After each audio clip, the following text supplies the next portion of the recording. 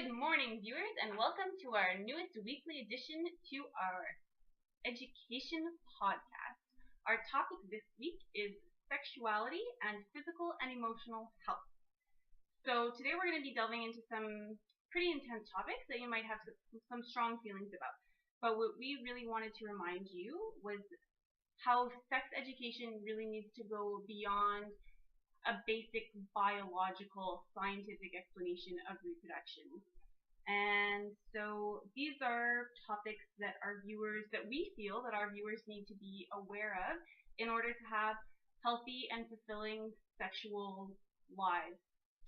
And so with me today I have two experts. Here I have Joanne Butterworth, our resident biology expert. Do you want to introduce yourself, Joanne? Yes, hi, good morning. So we're going to be discussing quite a bit about a number of topics. My background is such that I have a biology degree, so I'm going to be touching on some of the biology. And just to keep in mind that quite an alarming statistic nowadays is that there are cases of chlamydia, which is an STD or STI, have risen by 60% since 2005 in youths of 14 to 25 years of age. So that's a pretty alarming stat. In addition, cases of gonorrhea have tripled during the same time frame. So we need to keep in mind that this is quite an alarming statistic, and we need to start to wonder, well, why is that? I mean, are the youth of today not getting the proper information? So this is one of the reasons why we need to start talking about a lot of the information that maybe they're lacking, so that we can improve these statistics in the future. Yeah, that is alarming. So definitely things that we need to talk about and that we will be covering in this segment. Yeah. Here I have Robyn Blackwell. So she's our psychological expert, and she's going to bring maybe a new take on things to the field of sex ed. Yes, thank you for having me. I talk about, especially my focus is more on the aspect of the pleasure and communication that is needed in sex. This is something that is usually quite awkward, and teachers might have a harder time to discuss with students, especially trying to impose upon 14, 15-year-olds that sex is something that is intimate and pleasurable, and you need to learn how to communicate your boundaries, limits, and what you want. So we're going to be talking about that today as well. Great, so let's get started. Okay, so we have viewers who have sent in questions, and so we're going to hop right in and answer some of our viewer questions. The first being sent in by a teenager in the West Island of Montreal who remained anonymous, and his question was, what kind of condoms should I be using? So basically when it comes down to condoms, a lot of it is up to your own personal preference and what's going to feel best for you. Joanne, what do you have to say about it? So basically there are two main types of condoms. There are the male condom and the female condom. So yes, there is a female condom as well. The female condom, as seen here, is a sheath that is closed at one end that fits inside the vagina with the opening remaining on the outside of the vulva at the entrance to the vagina. The female condom entirely lines the vagina and helps prevent against unwanted pregnancy in addition to the transmission of HIV and STDs. The outer ring acts as a guide during penetration, but also prevents the condom from completely entering the vagina. The male condom is a covering that fits over the penis and is closed at one end. It helps prevent against unwanted pregnancy and the transmission of HIV and STDs. Is the condom 100% efficient, Joanne? The condom is not completely 100% efficient, which is why it's very important to make sure that you also use spermicidal gels or other things to make sure that you are safe. Yeah, one of the big problems with condoms is actually not the effectiveness of the condom, but whether or not you are using the condom properly. So there are a lot of resources online. One really great one is www.avert.org, where they have videos showing you how to use both the male and female condoms. Good point. So in terms of what the male condoms are made of, they're made from latex or polyurethane. The latex condoms tend to be more reliable, They should be used with water-based lubricants because oil-based lubricants can cause latex to break down and be less effective, which is really important because you want your condom to be 100% or maximal. So things like Vaseline you can't use with a latex condom? Exactly, Robyn. Yeah, you can't use Vaseline with them. Okay? And what happens if you have an allergy to latex? I understand that's a problem some people have. So if you or your partner has an allergy to latex, then polyurethane condoms are also available. So that's something that you might want to find out ahead of time if they have a latex allergy. And are they the same thing? What's the difference between latex and polyurethane? Okay, so the polyurethane condoms tend to be thinner than the latex, so this will increase your sensitivity. So this might be also something you might want to consider. They also tend to be more expensive and less flexible, so you may need additional lubrication. So these are all things you can take into account. Yeah, and speaking of the price of condoms, I understand that there are a lot of places where you can actually get free condoms, such as health clinics or from your school nurse, sometimes from your school's guidance counselor. It's also condoms are very widely accessible, so you can get them in grocery stores, pharmacies, gas stations, dépanneurs. Actually, you can also find them in vending machines in many public bathrooms. Yep. For those, for the moment adventures. You can, and if you're shy about buying your condoms, you can get them online. So from all sorts of websites, including Amazon.com. I would also like to point out there is no age restriction on buying condoms. There was an incident in Montreal earlier where a shopkeeper at a dépanneur refused to sell condoms to kids. This is not legal. If somebody ever tries to tell you you're too young to buy condoms, they cannot stop you from buying them. So just so you know, there's no legal limit on buying condoms. That's very good. Yeah. In fact, you should be proud to buy your condom because it's showing that you're being responsible about you and your partner's health, and that's something that you should feel good about. Exactly. Something to keep in mind is that condoms can expire. So if you have bought a box of condoms a while back, make sure you check the box, check the date on the box. They're also sensitive to heat and light. So it's important not to store them in a place that gets hot, like in a car or a wallet because of body heat or on a windowsill or whatever. So keep these things in mind. Also, if a condom feels dry or sticky, it should not be used as there could have been damage to it. So these are all things you should keep in mind when you're about to use your condom. Always have some condoms on you that are ready to go. So some condoms contain spermicide already. A spermicide is a chemical product to kill inactive sperm. So the chemical used in some spermicides is called monoxynol 9. It can facilitate the transmission of HIV and should therefore only be used if you are certain both you and your partner are HIV negative. So again, this is something you need to know a little bit about your partner's history if you're to use these types of condoms. Condoms with this particular product should not be used for anal intercourse because it can damage the lining of the rectum and increase the risk of HIV and STD transmission. So this is a very important point to keep in mind as well. Okay, if you're going to have anal intercourse, make sure you don't use these types of condoms. If you are having anal intercourse, you should avoid ribbed or studded condoms since the friction can make tearing more likely. So these are also things to keep in mind when you're choosing a condom, depending on the type of sex you'll be having. Yeah. What about the female condom? Can that be used for anal intercourse? Some people use the female condom during anal intercourse, although it has not been approved or recommended for this because not enough testing has been done to determine whether it is effective at preventing HIV and STD. So you might want to keep that in mind as well. Yeah, so if we're putting safety first, then maybe best to use a male condom for anal intercourse. Yeah, with lots of lubricant when having anal intercourse. Yeah, but make sure it's the correct kind of lubricant for the condom you're using. So a few things to keep in mind. Okay, anything else to add? No, I think we've pretty fairly covered what condoms to choose. Perfect.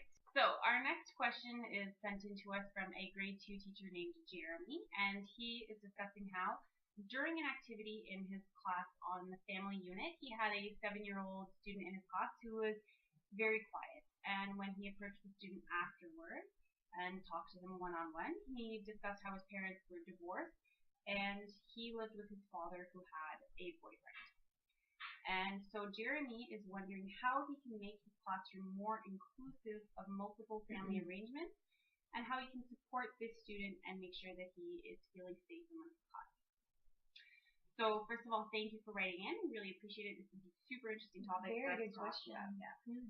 So who wants to begin? I suppose I could. I'll make some comments about it. First of all, thank you again for writing in. I think this is a situation which is becoming more and more prevalent. The most important thing for you as a teacher is to provide support for the student. Ultimately, that's really the most important thing. Another thing you can consider is to create a dialogue in your classroom. So without drawing attention to the student specifically, you might want to show, we'll provide a resource at the end of the newscast, which is a video of a student discussing her same-sex family. So that might be an interesting way to start a discussion in class. You also might want to start considering having the students discuss or relearn their idea of what a family unit might be. Yes, it's really important for kids to realize that family is not just about the nuclear idea of the mom and the dad. There's all sorts of ways you can have a caring family, because family should mean love, respect, and people that care about you. And that could mean an uncle, a grandparent, or your dad's boyfriend, or your mom's girlfriend, or whatever is going on in your family life. As long as you can feel that you are trusted and respected and safe, that is what a family should be. And teaching kids that they can have that type of family ideal and safety, regardless of whether they might fit a traditional mold, is a very important thing to consider when you're talking to kids. Because they're very open to these ideas. They understand. They love everybody. So yeah, good point. Another thing that can be done in the classroom is to bring up some statistics. So depending on the age group of your classroom, whether you feel it would be relevant and they could relate to it, you can bring up some facts. For example, 300,000 children in the U.S. have same-sex parents today. So for students to envision that, you could say, that's a lot of children. Okay. The other thing, if we look at a Canadian context, 1% of couples in Canada in 2006 were same-sex. So you can kind of help explain it to the students by saying, well, if you had 4 classes during your school day, one of your classmates during those 4 classes would be part of a same-sex family, just to help them envision how many people that is and the fact that it does come up. There are also quite a few resources and texts and activities that can help you explain or help shape a student ideas of the family unit. So we'll show some examples of that as well, some kids books and things to help them relate to it more.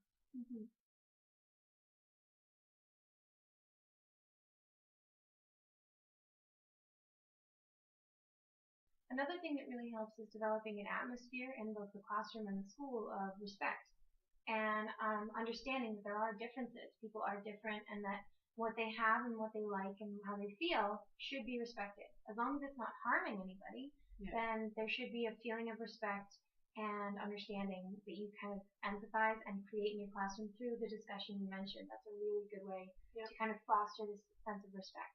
Yeah, absolutely. Creating a safe space is always going to be very important in any classroom environment. So, in addition, as a teacher, it would be very interesting to also start including lesson plans or lessons into the curriculum, into your classroom, to help integrate what makes a family nowadays, like these days. So there are lesson plans available on the GLSEN website, which is being shown. For example, this particular lesson plan is for K2 elementary school, and it's a lesson that involves an activity that talks about what makes a family. In addition, it's also important to remember that you should contact your administration and make sure that you're getting the resources that you need in order to help the student, and the resources that the student needs, right? So make sure that people are aware of the situation, that they're being conscious in the decisions that they're making in the students' other classes and also within the school as well. So there are available resources in many schools that are there to help support children in these kinds of households.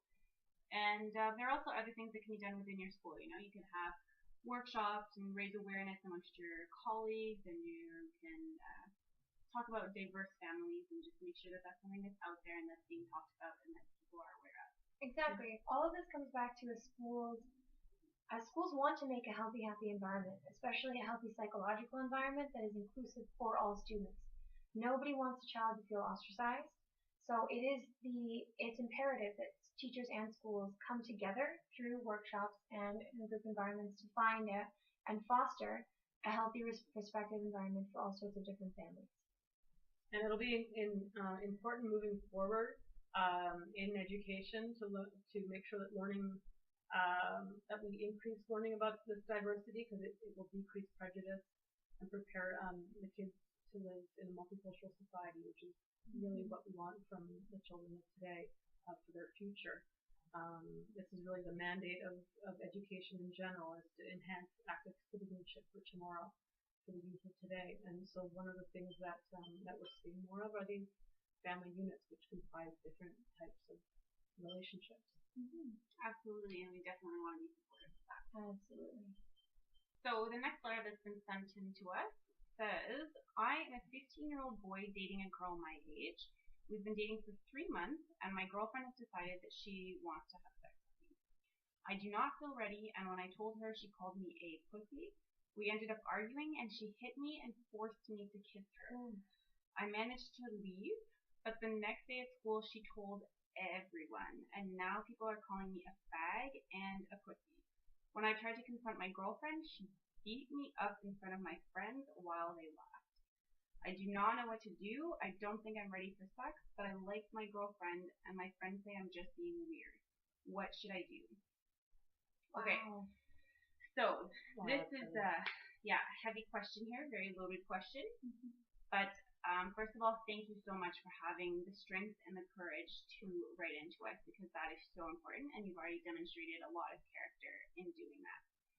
So we would like to say that a lot of teenagers are afraid to ask questions about things like that when they're in relationships, and they take a lot of what their peers say sometimes too seriously, you know, and you listen to your friends when they tell you that you're just being weird.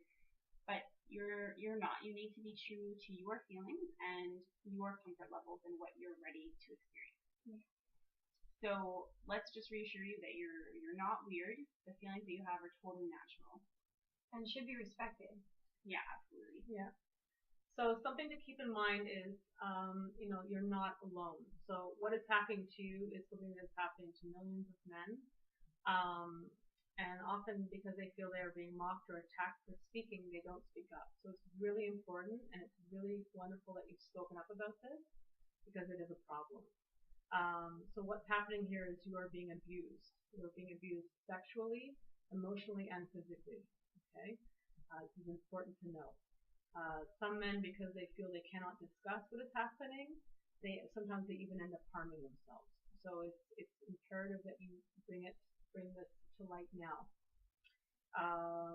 So this is an issue that needs to be addressed. Really, really important. So thank you for bringing it up. So another thing to keep in mind is that most people assume that because a man used to be aroused for anal and vaginal intercourse to occur, men cannot be raped or abused. This is not true. Okay, so one statistic is that 1 in 10 rape victims are men.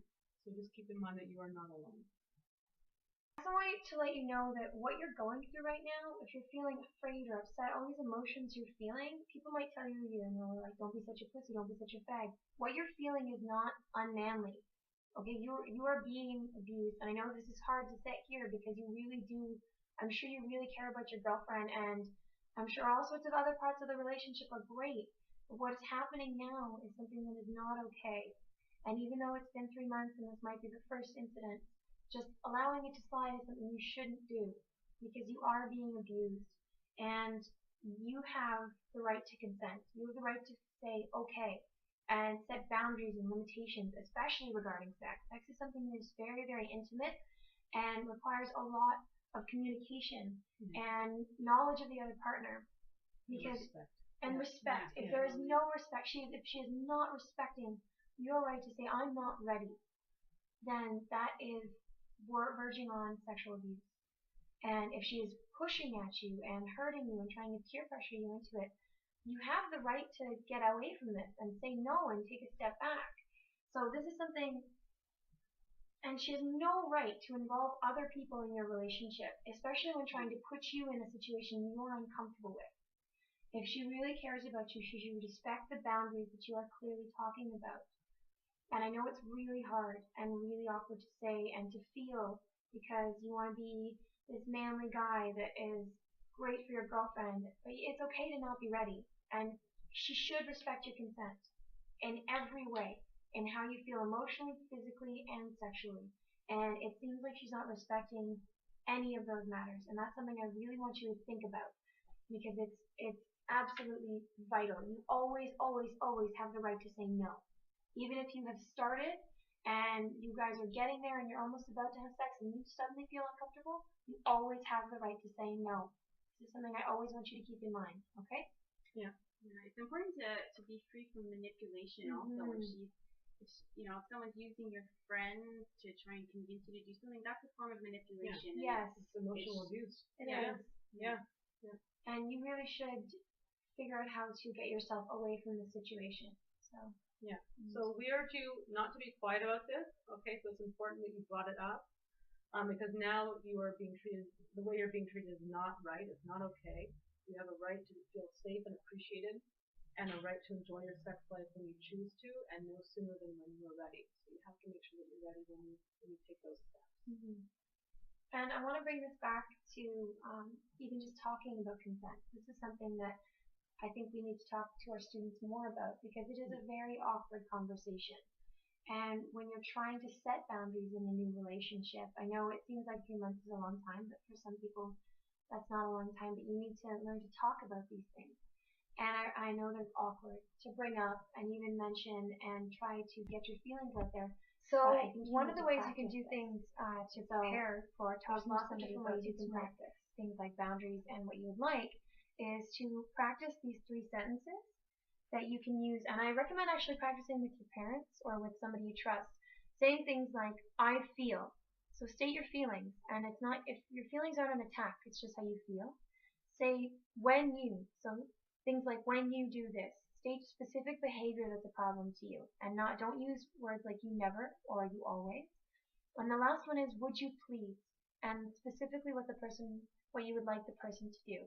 So these 3 sentences can open up a lot of new things and ways to address people in a non-threatening way in which you can express what you want. So these are 3 tools I recommend you try practicing with.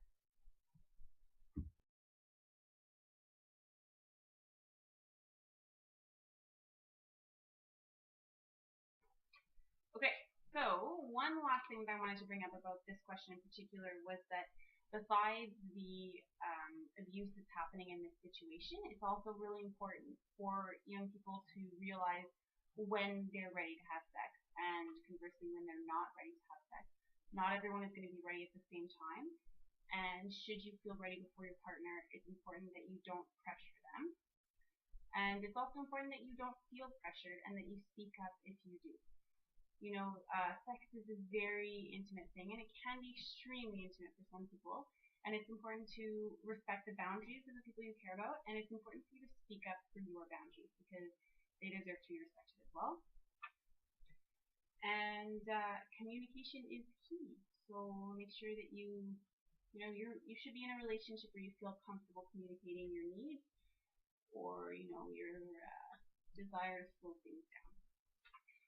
So this is important because it's a question of your safety, right? Your sexual safety, but it's also a question of how much you'll enjoy sex, right? Sex is meant to be a pleasurable thing, and it should be something you can appreciate and enjoy.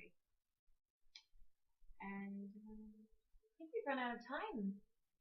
Yeah, unfortunately, that's all the time we have for today. So please come back and join us next week, where we will be continuing this discussion on sexual health and psychological and biological sexual health. And we're going to be please keep sending us questions. These are great questions. We'd love to hear from you. Absolutely. We have a couple that we didn't get through today, and we're going to cover those next week, but we'd love to get some new ones as well. So thanks for tuning in.